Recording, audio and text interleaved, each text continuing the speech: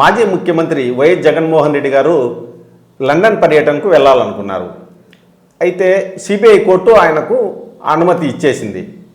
ఇదే సందర్భంలో passport renewal అంశం తెరపైకి వచ్చింది.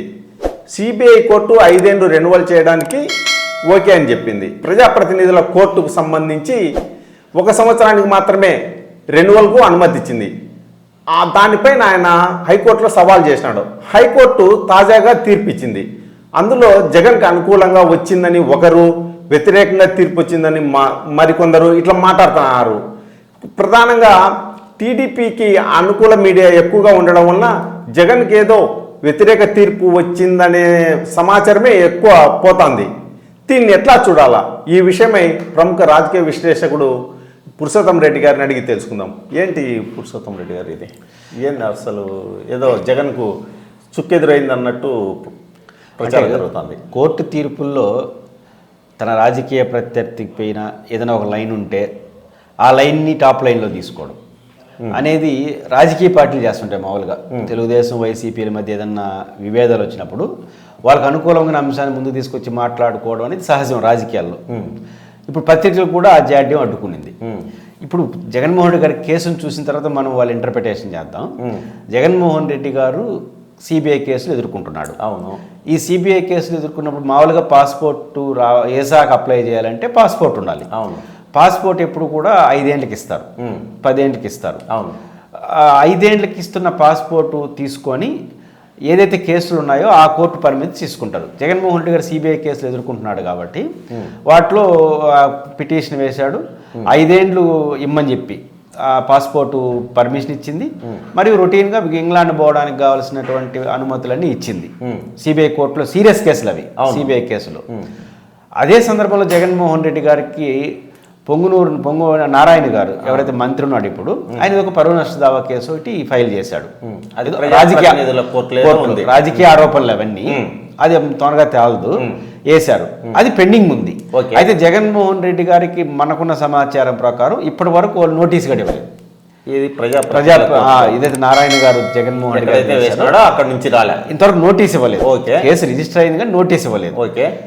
నోటీస్ లోకల్ పాస్పోర్ట్ ఆఫీసర్ ఏం చేశాడు, సిబిఐ ఇచ్చినటువంటి 5 సంవత్సరాలు ఇవ్వడానికి ఓకే చేసుకొని అదనంగా ఏం చేశాడు, మీ పైన పలానా కోర్టులో కూడా కేసు ఉంది, దాంట్లో ఎన్ఓసి తీసుకున్నారు. జనరల్గా కేసు ఉంటే ఎన్ఓసి తీసుకోవాల్సిందే. ఇప్పుడు అప్పుడు ఆయన కోర్టుకి వెళ్లాల్సి వచ్చింది. ఎన్ఓసి అడగాలి కదా ఉన్నప్పుడు, ఈ కేసు ఉంది కదా అప్పుడు గుర్తు. అంటే కేసు ఉందన్న విషయం ఆయన తెలీదు, తెలిసినా తెలియకపోయినా నోటీస్ ఇవ్వడమే టెక్నికల్. నోటీస్ ఇవ్వలేదు కాబట్టి ఆయన తెలియనట్టు లెక్క. అంతే, తెలియనట్టు వచ్చి ఇప్పుడు పాస్పోర్ట్ ఆఫీసర్ చెప్పాడు కాబట్టి వెళ్ళి ఎన్ఓసి అడిగాడు 5 ఏళ్ళకి. సహజంగా కోర్టు ఏం చేయాలి, 5 ఏళ్ళు ఎన్ఓసి ఇచ్చేసి కొన్ని షరతులు ఆటోమేటిక్గా పెడతారు. అంతే, దేనికైనా షరతులు పెడతారు.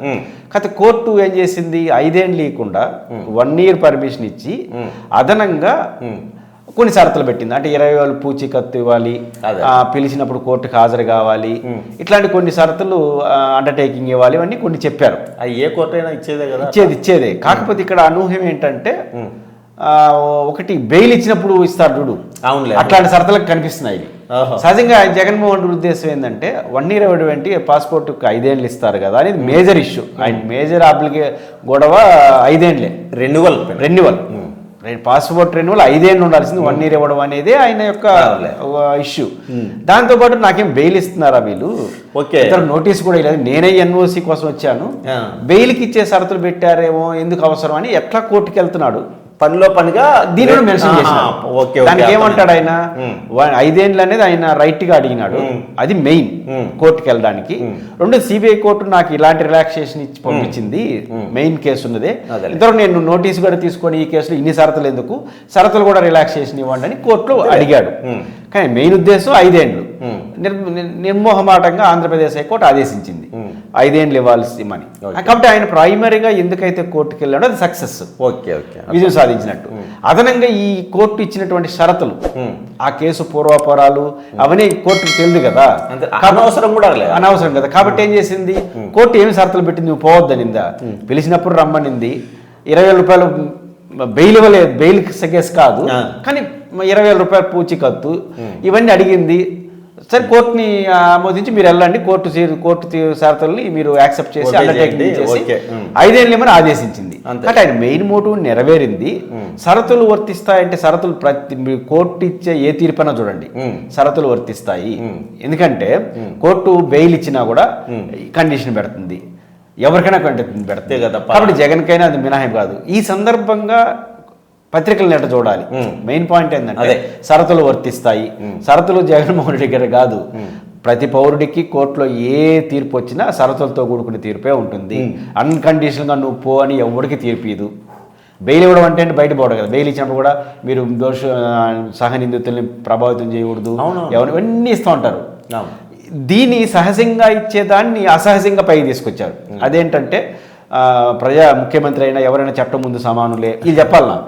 అంటే ఇక్కడ ఏం కనిపిస్తూ ఉందంటే నాకు ప్రధానంగా 5 ఏళ్ళు ఇవ్వడం అనేది దానికి పెద్ద రిలీఫ్. అవును. అంటే కోర్టు ఇచ్చిన ఆదేశాలకి భిన్నంగా ఆంధ్రప్రదేశ్ హైకోర్టు ఆదేశించింది 1 year కాదు 5 ఏళ్ళు ఇవ్వమని. 5 ఏళ్ళు ఇవ్వడం అప్పుడు జగన్మోహన్ రెడ్డికి కోర్టులో రిలీఫ్ అని హెడ్డింగ్ పెట్టాలి, షరతులు అనేది కింద పెట్టాలి. కానీ ఆయన అంటే రాజకీయంగా గిట్టదు కదా. కాబట్టి 5 ఏళ్ళు ఇచ్చిన దాన్ని పక్కన పెట్టేసి 5 ఏళ్ళు ఇస్తాం కానీ దాన్ని చిన్నది చేసేసినారు. చేసేసి షరతులు వర్తిస్తాయనేది నువ్వు పోవాల్సిందే అని కోర్టు ఆదేశించినట్టుగా రాయడం ద్వారా జగన్ పట్ల వాళ్ళకున్న సహజమైన వ్యతిరేకతను వ్యక్తం చేసుకుని ఆనందపడ్డారు. అది నాకు ఈ మొత్తం తిరుపతి అర్థమవుతుంది. ఓకే.